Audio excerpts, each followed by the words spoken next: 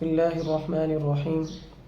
آج ہم سورہ بقرہ کی آیت نمبر 84 سے پڑھیں گے اور ترجمے کے ساتھ ہی اس کا مطلب بیان کریں گے۔ یہ بالکل آسان ہے، بات انشاءاللہ سمجھ آ جائے گی۔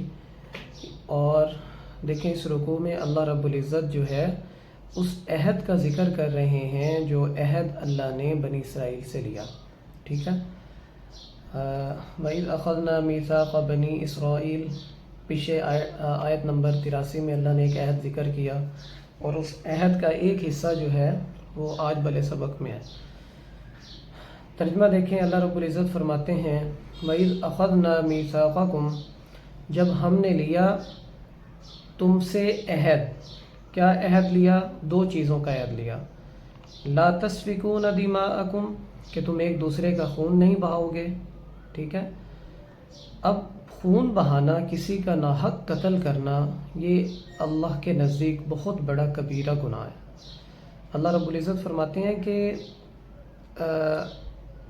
جب کوئی کسی کا ناحق قتل کرتا ہے، چاہے وہ کسی غیر مسلم کو بھی ناحق قتل کرتا ہے، تو اللہ کو اس قدر غصہ آتا ہے کہ آپ صلی اللہ علیہ وسلم نے فرمایا کہ اگر اس کے قصاص میں اللہ رب العزت کو پورے انسانوں کا یعنی قتل کرنا پڑے قصاصاً، یعنی اگر کوئی پوری انسان یا تمام مخلوقات مل کر ایک انسان کا ناحق قتل کریں تو اللہ کو اتنا غصہ آتا ہے کہ اگر ان پوری یعنی تمام مخلوقات کو بھی اس کے قصاصاً قتل کرنا پڑے تو اللہ رب العزت قتل کر دیں۔ تو یہ تمام شریعت کے اندر ہے۔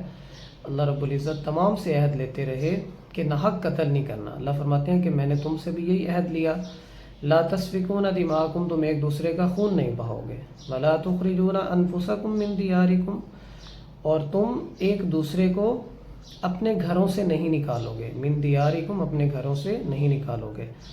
ثم اقررتم، اللہ فرماتے ہیں کہ پھر تم نے اقرار کیا، یعنی تم نے میری یہ بات مانی، وانتم تشہدون، اور تم اس پر گواہ بھی ہو۔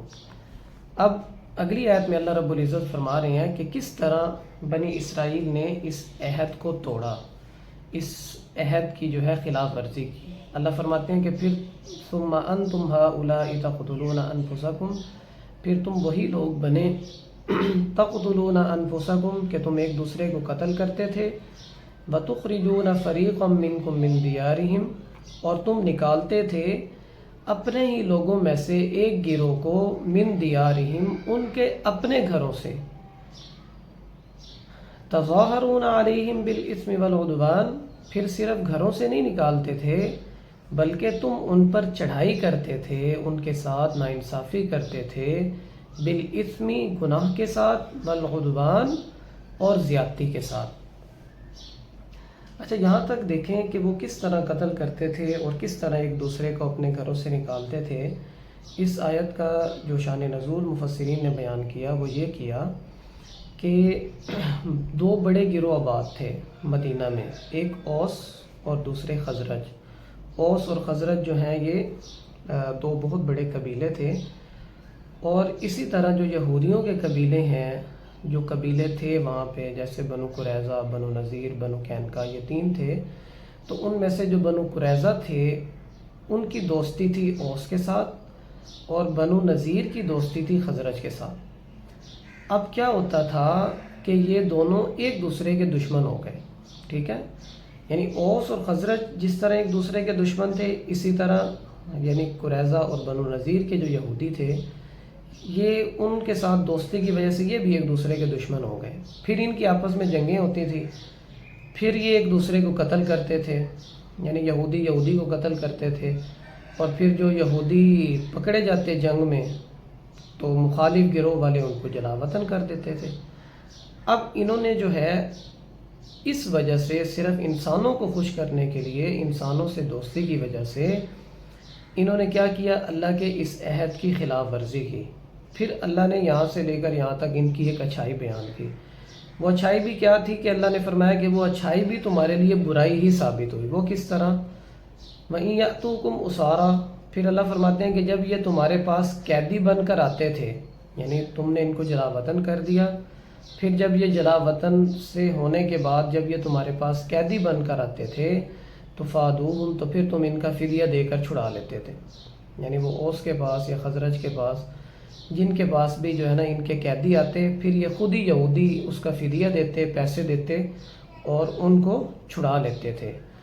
تو اللہ فرماتے ہیں وہ محرم علیکم اخراجہم، اور وہ یعنی تم پر حرام تھا ان کا گھروں سے نکالنا۔ اللہ فرما رہے ہیں کہ خود ہی تم نکالتے تھے، ٹھیک ہے، اور خود ہی ان کو قتل کرتے تھے، پھر جو قیدی بن کر آتے تھے، یعنی اس میں بھی تمہارا اپنا نقصان تھا، اور پھر جب ان کا فدیہ ادا کرتے تھے تو یہ بھی تمہارا جو ہے نا وہ مالی نقصان ہے، ٹھیک ہے۔ اللہ فرماتے ہیں فتؤمنون ببعض الکتاب وتکفرون ببعض، کیا تم ایمان لاتے ہو کتاب اللہ کے بعض پر؟ یہاں کتاب سے مراد تورات ہے، وتکفرون ببعض، اور بعض کا انکار کرتے ہو، ٹھیک ہے۔ اب وہ ایمان کس پر لاتے ہیں کہ تورات کے اندر اللہ رب العزت کا حکم تھا کہ جو قیدی ہوں انہیں جو ہے مال دے کر، فدیہ دے کر ان کو چھڑایا جائے، یہ اللہ کے نزدیک بہت بڑا اجر ہے، ٹھیک ہے۔ کسی قیدی کو چھڑانا، کسی غلام کو آزاد کرنا ہماری شریعت کے اندر بھی جو ہے یہ بہت بڑا اس کا اجر ہے، تو اسی طرح تورات کے اندر بھی تھا۔ اب اللہ فرماتے ہیں کہ اس پر تم ایمان رکھتے ہو، ہیں قیدیوں کو چھڑاتے ہو اپنا مال خرچ کر کے، وَتَكْفُرُونَ بِبَعْضٍ، اور بعض کا انکار کرتے ہو۔ وہ بعض کا انکار کس کا کرتے ہو؟ کہ تم ایک دوسرے کو قتل کرتے ہو اور ان کو جلا وطن کرتے ہو، گھروں سے نکالتے ہو۔ اب اللہ فرما رہے ہیں فَمَا جَزَاءُ مَن يَفْعَلُ ذَلِكَ مِنكُمْ، نہیں ہے کوئی جزا تمہاری اس نیکی کی، ٹھیک ہے، یعنی اللہ کے پاس کوئی جزا نہیں ہے تمہاری اس نیکی کی، ٹھیک ہے، تمہارے لیے، الا مگر خزی فی الحیات الدنیا، دنیا کی زندگی میں بھی تمہارے لیے رسوائی ہے۔ دنیا کی زندگی میں کیوں رسوائی ہے، کیوں نقصان ہے؟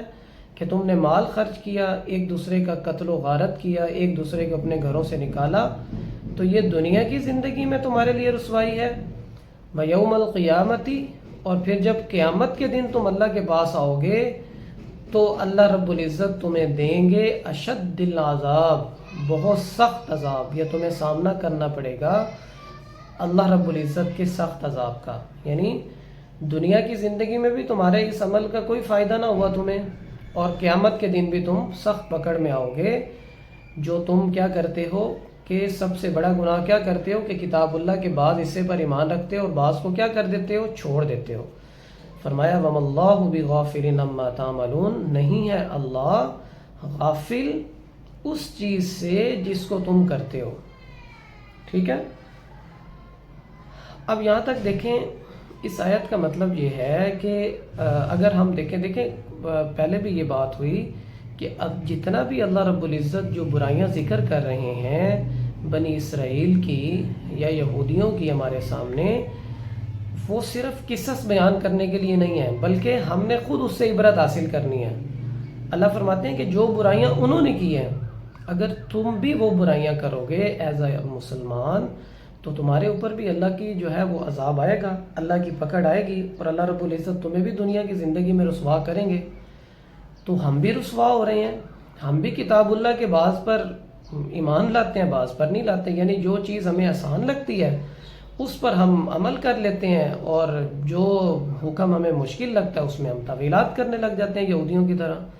اور قرآن اور حدیث پر عمل نہ کرنے کی وجہ سے اس وقت دنیا میں جو ہماری حیثیت ہے وہ ہمارے سامنے ہے، ٹھیک ہے، ہم محکوم قوم بن کر زندگی گزار رہے ہیں، شادی کے معاملات ہوں، نکاح کے، طلاق کے، کسی پر بھی جو ہے ہم شریعت کے مطابق اس کام کو نہیں کرتے تو اللہ کی طرف سے ہم پر بھی عذاب آ رہے ہیں، ٹھیک ہے۔